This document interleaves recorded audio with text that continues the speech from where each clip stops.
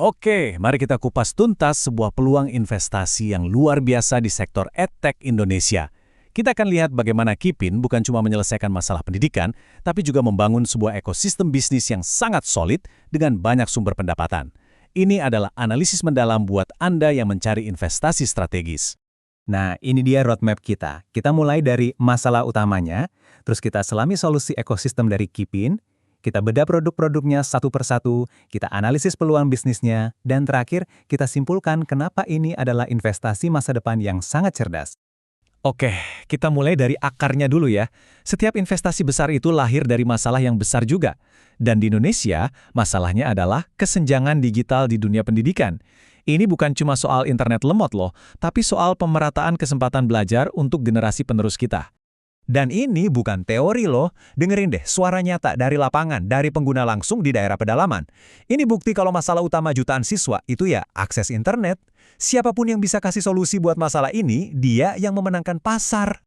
Ini dia nih pertanyaan besarnya, sebuah pertanyaan yang nilainya bisa triliunan rupiah. Siapa yang bisa menjawab ini dengan efektif, berarti dia memegang kunci untuk pasar pendidikan digital di seluruh Indonesia.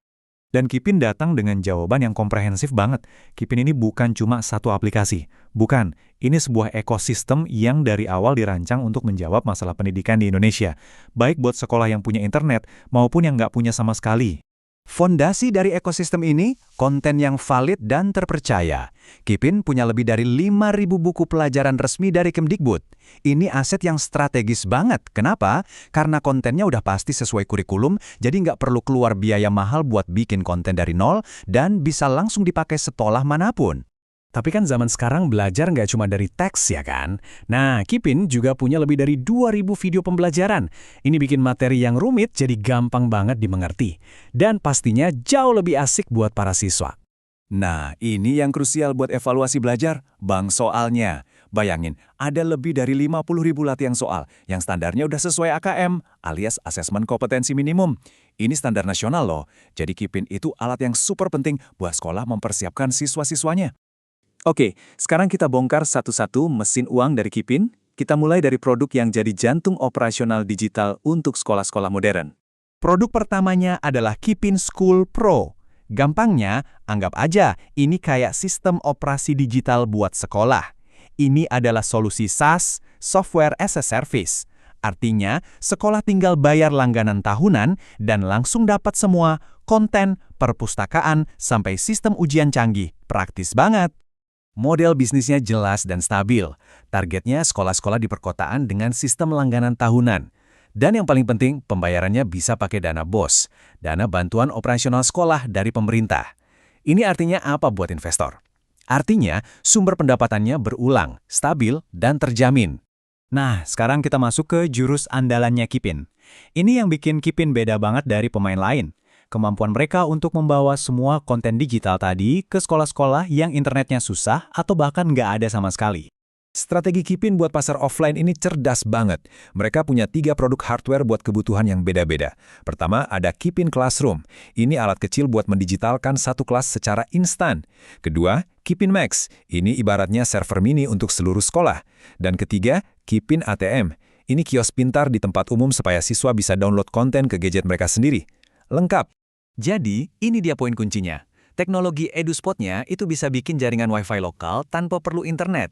Dan model bisnisnya adalah pengadaan hardware, yang mana ini cocok banget sama alur pendanaan yang udah ada, kayak dana BOS dan CSR perusahaan.